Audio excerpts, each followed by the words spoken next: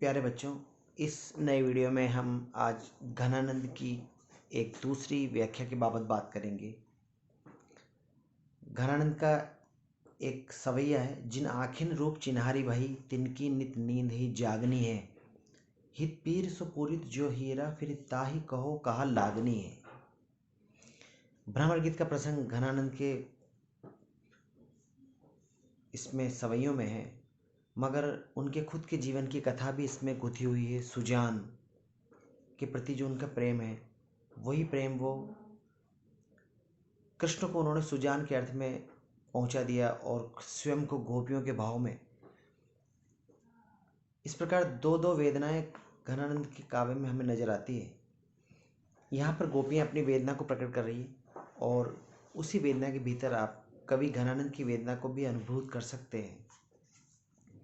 गोपियाँ कह रही उद्धव से, सामने उद्धव प्रसंग वही भ्रमर गीत का है और सामने उद्धव ने योग की शिक्षा दी है और बदले में गोपियाँ उन्हें अपनी बात कह रही हैं। कभी वो तर्क की बात करती है, मगर इस बार भावनाओं की बात है। गोपियाँ कह रही कि जिन आँखें रूप चिन्हारी भई, हे उद्धव, कृष्ण से जाकर कहना कि जिन आँखों ने आपके रूप को चिन्हित कर लिया, जिन आँखों ने आपका सौंदर्य देख लिया, आपके सौंदर्य के दर्शन जिन आँखों ने कर लिए, फिर तिनकी नित नींद ही जागनी है। उनके लिए फिर नींद क्या है? जागना ही नींद है। एक बार जिसने कृष्ण को देख लिया तो वो सोएगा नहीं। फिर कृष्ण का अप्रतिम सौंदर्य जिसने एक बार अनुभूत कर लिए, दर्शन कर लिए, तो फिर ये यकीन की बात है कि तिनकी नित नींद ही जागनी है। हे उद्धव, जाके कृष्ण से कह देना कि अब हमारे लिए नींद का मतलब केवल जागना है, सोना भूल गई हूँ। हमारे प्रेम में अब सोना जो है वो खत्म हो गया है, क्योंकि हमने, हमारी आंखों ने कृष्ण के सौंदर्य को देख लिया। और हित पीर सो पूरी जो हीरा, फिर ताही कहो कहा लागनी।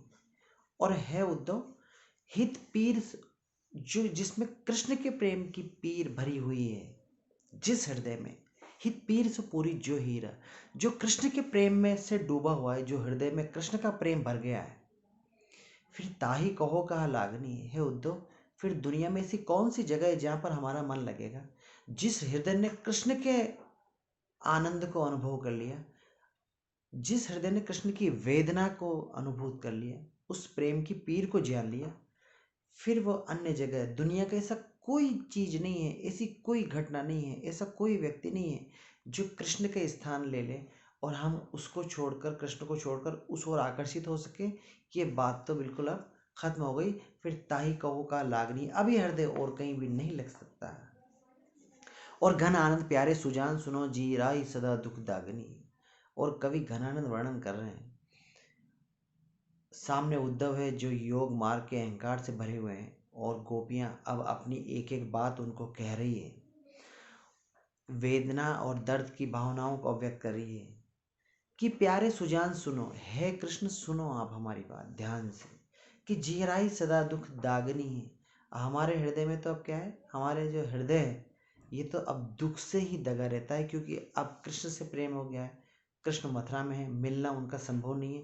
कृष्ण के अलावा दूसरा कोई उपक्रम, ऐसी कोई व्यक्ति और वस्तु नहीं है जो कृष्ण को भुला के और उसकी ओर हम आकर्षित हो जाए।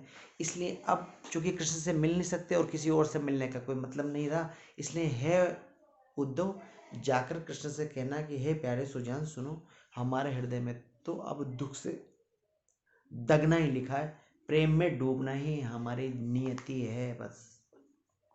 और सुख में सुख चंद बिना निरखे, नखते सिख लो विष पागनी है। और हमारा निर्णय क्या है जीवन का, कि वो जो सुख देने वाले चंद्रमा के समान जो कृष्ण है, अगर हमने उनको नहीं देखा, जिंदगी का एक ही सुख रह गया है कि कृष्ण मिले, उनके दर्शन हो, तो यदि वो सुख देने वाले चंद्रमा के समान कृष्ण को यदि हमने नहीं देखा, तो नखते सिख लो विष पागनी है।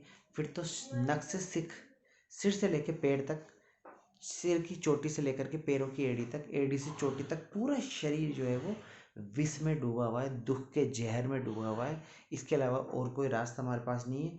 अब तो यदि कृष्ण को यदि हम देख सकें, सुख देने वाले चंद्रमा को, तब तो हमें सुख मिल जाएगा।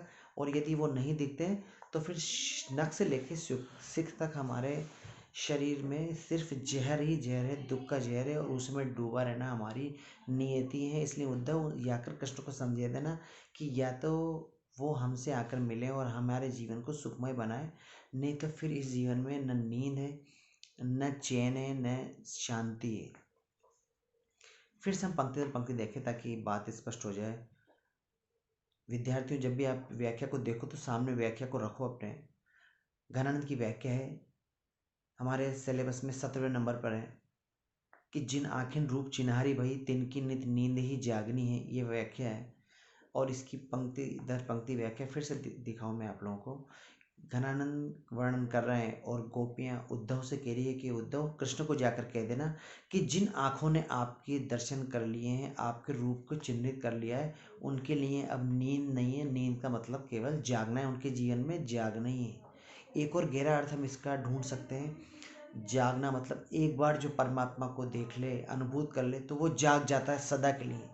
उसकी जो अज्ञान का जो निद्रा है वो खत्म हो जाती है।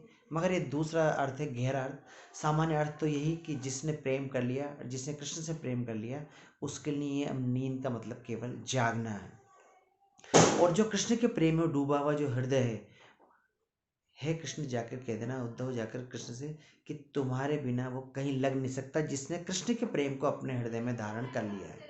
और घनानंद वर्णन कर रहे हैं, हे प्यारे सुजान, हे प्यारे कृष्ण, सुनो, हमारे लिए तो जिंदगी सदा आपके दुख से दगी हुई है, क्योंकि आप हमें मिलोगे नहीं, और आपके मिला बिना हमारे जीवन में सुख नहीं है। और अंत में घनानंद वर्णन कर रहे हैं, गोपियां कह रही उद्धव से कि उद्धव, वो जो सुख देने वाले चंद्रमा के समान कृष्ण है, सुखमय चंद्र, वो सुखमय चंद्र के यदि हमने दर्शन कर लिए तब तो हमारे जीवन में सुख है, नहीं तो नख से लेकर सिर तक पूरे शरीर का रेशा रेशा, अंग अंग केवल दुख रूपी जहर में डूबा हुआ है उद्धव। और यही हमारे जीवन की जो है नियति है।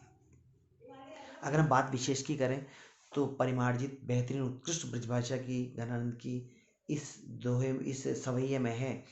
दूसरी बात, अनन्य प्रेम की भावना यहाँ पर उद्घाटित हो रही है। तीसरी बात, प्रेम की पीर, इसका स्वर है, इसमें प्रेम की वेदना है। कृष्ण से नहीं मिलने के जो दर्द है, जो वेदना है, यानी प्रेम की पीर इस सवैये कवित्व में मौजूद है।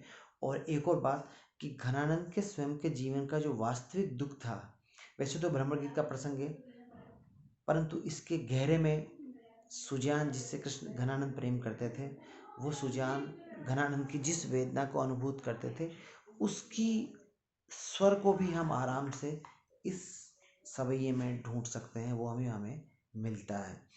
और वो इस कवित्व और सवैया छंद का इसमें प्रयोग हुआ है। इस प्रकार से ये घनानंद का एक प्रसिद्ध सवैया है कि जिन आंखें रूप चिन्हारी भई। आज की वीडियो में बच्चों इतना ही।